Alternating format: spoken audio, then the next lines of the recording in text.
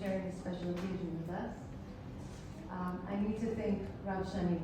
Rav Shani, I'm not sure how this happened, but from A to Z, Rav Shani has been walking us through this, and he's gotten everything done, and it's amazing. It's amazing.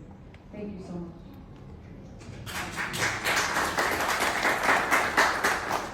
On a personal note, I'd love to thank my husband, my brothers and sisters, and their spouses.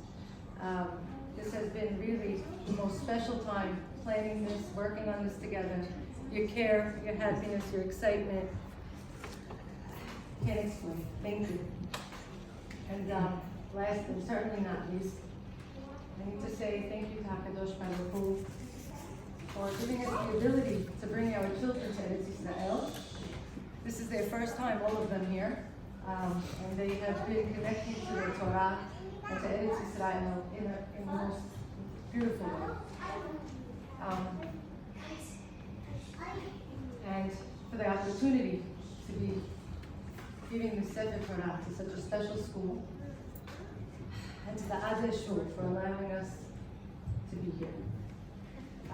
Just a quick note about my grandparents and my mother. When I lost my grandfather, right before Erev Pesach, I had a very hard time. I couldn't understand what was going on. It was very difficult. I kept thinking about it, and I finally understood. After thinking about my last visit with him and hearing the speeches at his 30-day Aliyah, I finally understood that I felt like I lost and broke a link in a chain. I had lost my grandfather, I had lost my grandmother and my mother. And from that point on, I was able to understand that I didn't lose them. I understood what they instilled in me and who they were. And who they were very special.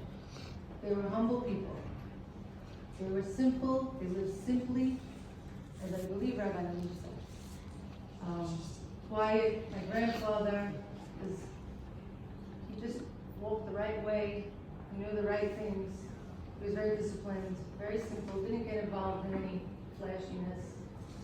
Same for my grandmother and my mother. My fondest memories of my grandfather were Pesach night, which is speaking to Rabbi Sutton's speech. Pesach night, Leil HaSeder, every year, my grandfather would stand up to sing Betzet Yisrael in Mitzrayim. It was so emotional and so powerful, and he understood the importance of where he came from and how to continue from there. He understood who he was, and he instilled that in our family. And I think that as the pieces started to fall into place, when we spoke about Shani and we wanted to do something in his memory, there couldn't have been a more perfect tribute to who he was, to who my mother was, to who my grandmother was, to dedicate the Sefer Torah, which is our Mesorah, which is the lifeblood of who we are, starting from the Adeh Shul, which embodies who we are, and dancing it to Moreshet Yerushalayim, which is our future, which is the future of our community boys that are spending the year in Israel, being nourished with our Torah, with Eretz Yisrael, with their identity, with who they are, and there couldn't be anything more perfect. So I wish for Moreshet Yerushalayim that we see much success, much haslacha, much beracha, and that the Sefer Torah should see much use and much simcha. Thank you, everybody.